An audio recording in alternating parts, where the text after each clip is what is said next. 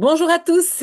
En fait, je viens de voir que j'ai une tasse. Voilà, un bonhomme de neige, alors qu'il va faire chaud en Belgique, hein. On voit déjà qu'il y a plus de lumière. Donc, désolé, je dois changer de tasse. Mais bienvenue donc dans mon podcast B2 néerlandais. Je suis très contente parce que la semaine passée, en fait, on était quasiment 140, je pense. En tout cas, beaucoup de gens, donc je suis très contente. Et aujourd'hui est un tout petit peu spécial parce qu'on peut dire que c'est quelque part une réaction contre l'article de la semaine passée. Donc, on a lu un article de la VRT News sur en fait les jobs, donc les personnes. Je recommence. Le fait qu'en Belgique, il y ait trop de personnes au chômage, etc. Et j'ai eu des réactions. Et qu'est-ce que je vais faire aujourd'hui? On va lire un article, vous voyez, Job Kwaliteit in België. Parce qu'il y a des gens qui ont dit, mais en fait, on met toujours la faute sur les travailleurs, mais jamais sur les patrons. Et donc, j'ai cherché une étude. C'est une étude de la KU Leuven. Vous voyez le lien ici, hein. J'ai marqué source et puis il y a le lien. Vous voyez, voilà, j'agrandis un tout petit peu. Une étude, oui, elle date de 2021 parce que ça prend quand même beaucoup de temps pour faire des études pareilles. Et vous voyez ici, hein, 2021.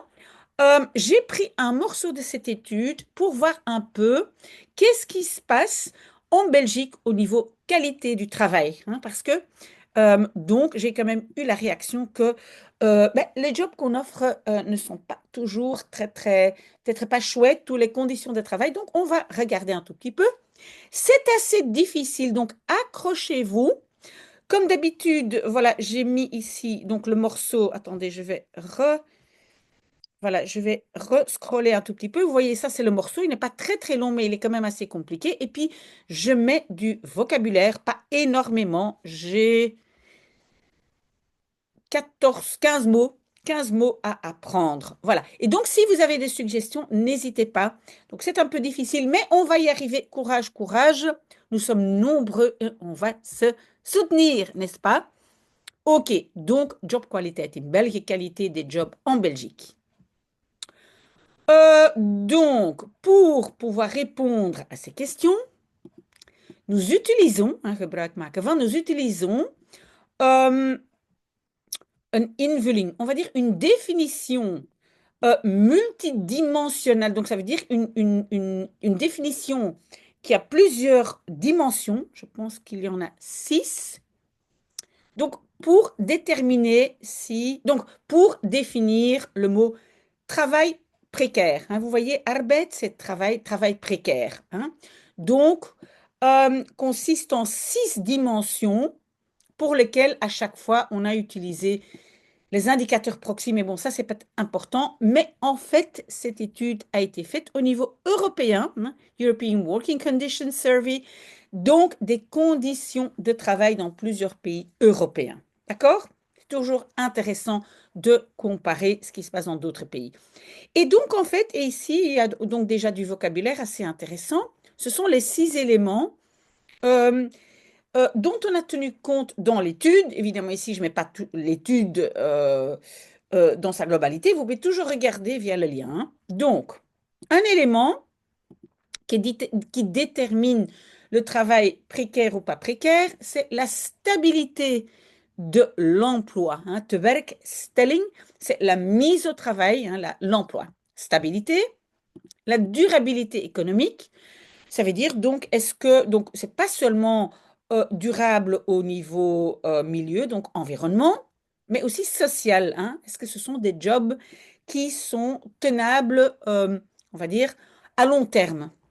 Alors, donc là, les droits et la protection sociale, le temps de travail, hein, les horaires, le développement des compétences. Rappelez-vous, pour moi, je dis toujours que ça, c'est vraiment l'élément qui est très important dans la confiance en soi, et c'est donc avoir des compétences, et donc c'est le développement des compétences, ben, ici pour un job bien spécifique, et onderhandelingsmacht. Macht, c'est le pouvoir ou la force ou le pouvoir de onderhandelen, de négocier, et donc on va parler, est-ce que les travailleurs ont leur mot à dire? Alors, avant de commencer donc de lire notre, voilà, le petit morceau de notre étude, je tiens quand même à dire, et ceux qui me connaissent savent que je travaille surtout dans des entreprises scandinaves, et ce que moi je trouve si merveilleux là-bas, et je ne peux pas parler des entreprises belges parce que je n'ai pas des clients belges, mais je sais que dans les entreprises scandinaves, ils savent, en général, on peut toujours trouver des exceptions, que si on se sent bien au travail, on aime travailler, on est beaucoup plus productif. Et j'espère, mais envoyez-moi vos réactions, j'espère que c'est aussi le cas en Belgique, mais c'est un peu logique, ok? On peut exiger des choses, mais on doit se sentir bien au travail, sinon on a un certificat médical pour les lundis, pour les vendredis, on n'a pas envie, etc. Bref, on commence la lecture, c'est ça le but de ce podcast, et pas mon blabla, désolé.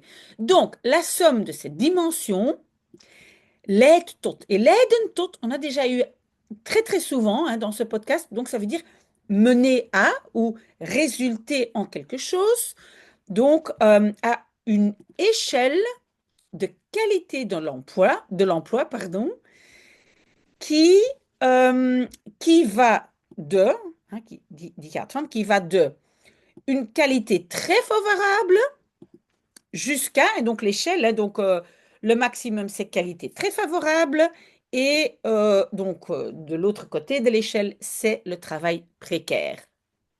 Et donc le travail précaire, et on vient de le dire, comment est-ce qu'on le définit? C'est un opeenstapeling, on va tout de suite parler de ça, accumulation des scores défavorables sur les 6 dimensions, hein, les 6 dimensions, on en a discuté. Le mot opeenstapeling est très important. Donc, en fait, je l'ai traduit dans la liste de vocabulaire par accumulation. Mais vous devez, à votre niveau, décortiquer le mot. Un stapel est une pile, un tas. Stapelen, ça veut dire empiler, entasser.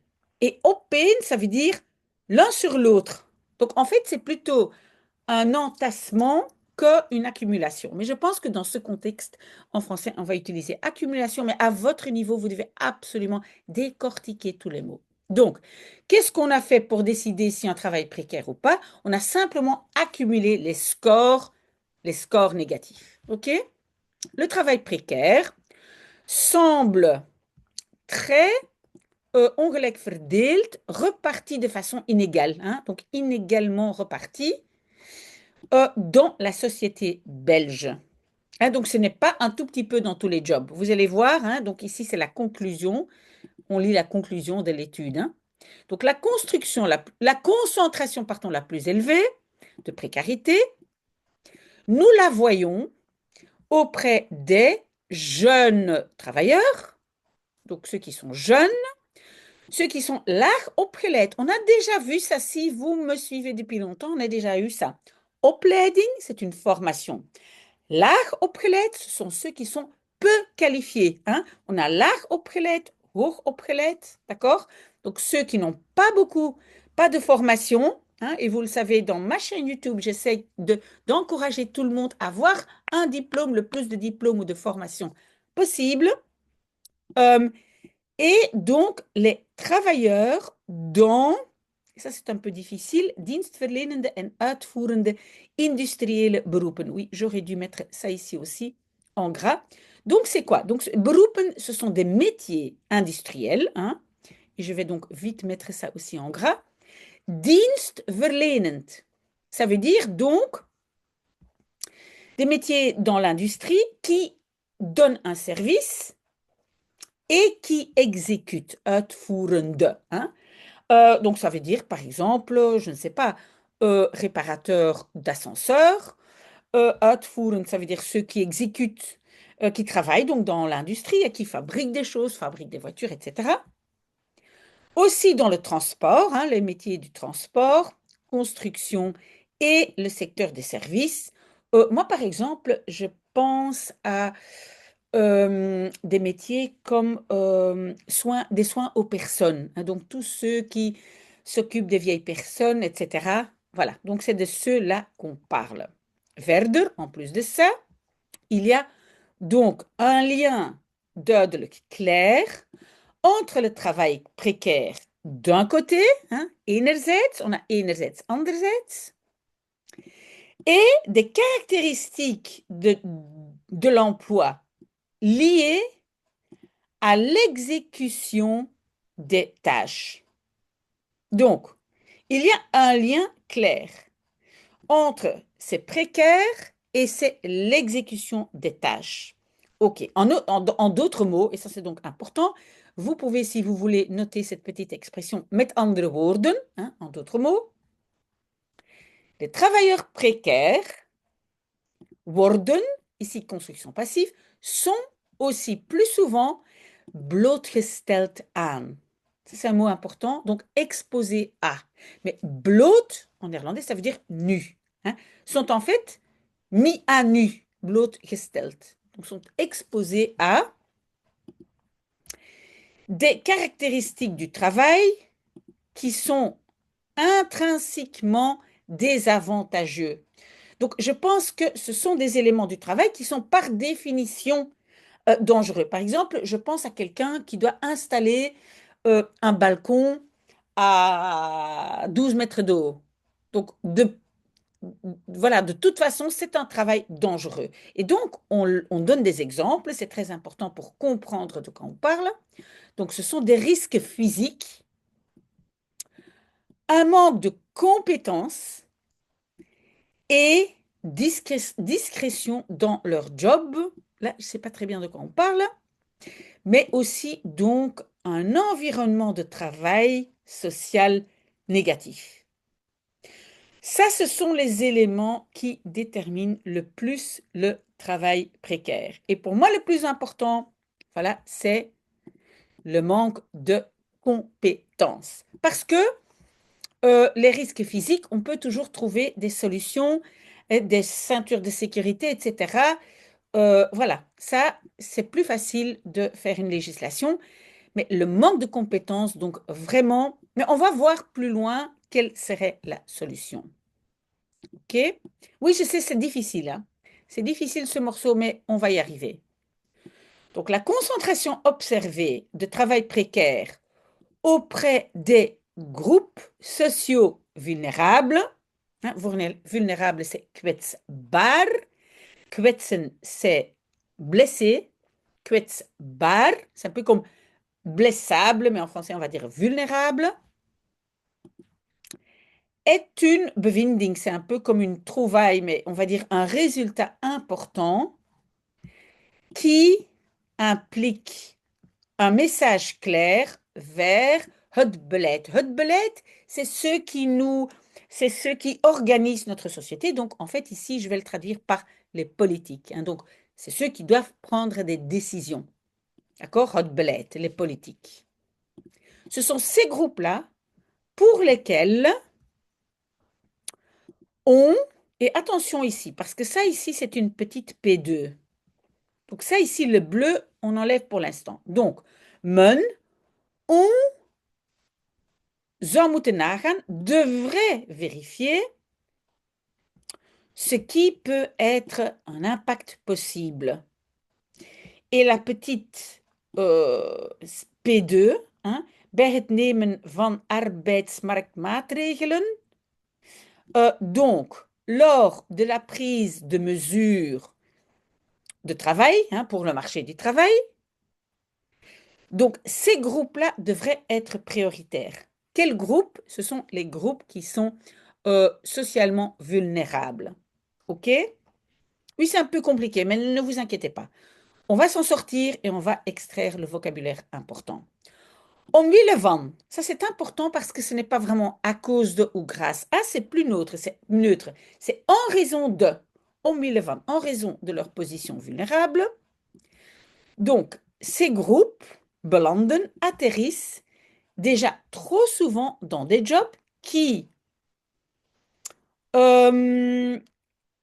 die enkel, donc des jobs qui regroupent uniquement les désavantages de la flexibilisation et la dérégulation du travail. Bon, c'est un gros morceau, hein. Mais donc, qu'est-ce qui s'est passé? On a essayé, avec les flexi-jobs, etc., on a essayé de rendre le travail un peu plus flexible, ce qui est une bonne chose parce que, on le voit, sur le marché du travail européen, souvent, nous, on n'est pas flexible. Si on regarde, par exemple, PostNL, hein, donc la Poste aux Pays-Bas, beaucoup plus flexible au niveau heures de travail, etc. Et donc, souvent, c'est PostNL qui travaille pour les livraisons, pas Bipost, etc. Mais bref, donc c'est une bonne chose d'être plus flexible et dérégulé, donc avoir moins de régulation. Mais qu'est-ce qu'on a vu? Que ce sont toujours les mêmes jobs où on a rendu le travail plus flexible et dérégulé, mais ils n'ont pas été compensés par les choses positives, d'accord? Par les avantages. Et donc, ça, c'est le morceau ici. Donc, eux ont été affectés par la flexibilité, la dérégulation. Zonder, et ça, c'est un morceau important, sans qu'il y ait, et on a le verbe tegenover staat. Ça veut dire obtenir en compensation. Tegenoverstaan veut dire ben, être en face de, mais ça veut dire ici obtenir une compensation pour équilibrer un peu ces mauvaises conditions de travail. Ok, donc vous comprenez, donc sans qu'ils aient obtenu euh, quelque chose, des avantages ou compensations. D'accord? Parce qu'on pourrait dire, ok, tu as des horaires, tu as un horaire très flexible et on ne peut pas le prévoir, mais il y a autre chose, hein, tu as plus de jours de congé, ou enfin, je ne sais pas très bien comment ça fonctionne, mais on pourrait donner aussi en compensation des avantages. J'espère que vous comprenez. Tot slot. Parce qu'en fait, c'est un travail universitaire ici, donc c'est pour ça aussi que c'est assez compliqué. Donc, en conclusion, nous voyons aussi des liens entre le travail précaire et la santé et le bien-être des travailleurs. Précaire, problème de santé. Par exemple, des gens qui doivent soulever des poids énormes pendant toute leur vie ben, ont des problèmes de dos à l'âge de 50 ans, etc. Ainsi, les travailleurs dans une situation précaire ont beaucoup plus souvent, et puis on a le verbe te kampen met. Textuellement, ça veut dire ont à lutter contre, donc doivent lutter contre. Mais on va voir, je ne sais plus comment je l'ai traduit, mais donc ça veut dire ont difficile avec l'incertitude du job. Et il rapporte aussi que plus souvent, ils ont un bien-être mental mauvais, slecht. Vous voyez, donc c'est comme si dans un job, on a mis toutes les choses négatives dedans. De notre onderzoek, notre investigation aux recherches, résulte que, blijken uit, on a déjà eu très souvent, que la qualité de l'emploi ou le manque de qualité doit être considéré comme un déterminant social important de santé et bien-être des travailleurs. Donc, on doit toujours aller vers une mentalité et un bien-être. C'est ça que je disais au début. Il y a certains pays, certaines cultures, on a compris que santé, bien-être, voilà, c'est une garantie d'avoir des travailleurs qui viennent au travail et qui sont motivés. Het is dan ook, c'est aussi donc crucial pour le bien-être des travailleurs que les politiques, hein, het beleid, onverminderd, sans diminuer, donc continuellement, inzet op, miser sur l'augmentation. Vous voyez le verbe substantivé, hein, het verhogen van, l'augmentation de la qualité du travail. Certainement pour des travailleurs dans les jobs les plus précaires. Une analyse exécutée ou faite au niveau des subdimensions, donc voilà les 6 dimensions là, toonde aan, a démontré que spécifiquement pour la Belgique, et ici ça c'est notre conclusion, le plus grand bénéfice au niveau de la qualité du travail peut être rebooked, booké, mais peut être, on va dire ici, peut être fait. Hein, donc, mais c'est le plus grand bénéfice peut être fait à quel niveau, et c'est en bleu que j'ai mis ce qu'en Belgique on peut améliorer, door het verbeteren, en améliorer les possibilités de formation sur le lieu de travail. Parce que déjà en Belgique, on n'a pas beaucoup de gens qui ont vraiment un diplôme qui est adéquat pour le job qu'ils vont faire. Ça, c'est déjà un grand problème en Belgique. Mais donc, qu'est-ce qu'on peut faire à ça? C'est des possibilités de formation sur le lieu de travail. Et moi, je pense que, par exemple, le CELOR, faire des tests de néerlandais, est un élément qui contribue à ça. Je pense, si ce n'est pas le cas, dites-le moi. J'attends vos réactions. Donc ça, c'est une chose, plus de formation sur le lieu de travail. Et le renforcement, het versterken, van on avait dit onderhandelingsmacht, donc le pouvoir de négociation informelle. Et ça veut dire quoi, le pouvoir de négociation informelle? Ça veut dire inspraak. Inspraak est un mot qui est très très bien en néerlandais, je dirais un peu moins en français. En français, on va dire la participation. Inspraak, ça veut dire j'ai mon mot à dire. Donc, les travailleurs ont leur mot à dire. C'est les travailleurs parfois eux-mêmes qui savent mieux, qui savent le mieux. Ok, qu'est-ce qui est très difficile pour moi, par exemple, c'est de rester assis toute la journée sur une chaise.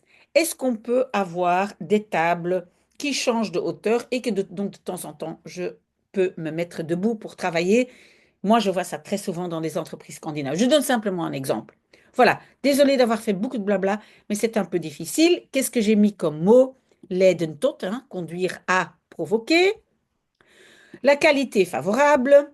Opeenstapeling, j'avais donc expliqué l'entassement, le fait d'empiler les uns sur les autres.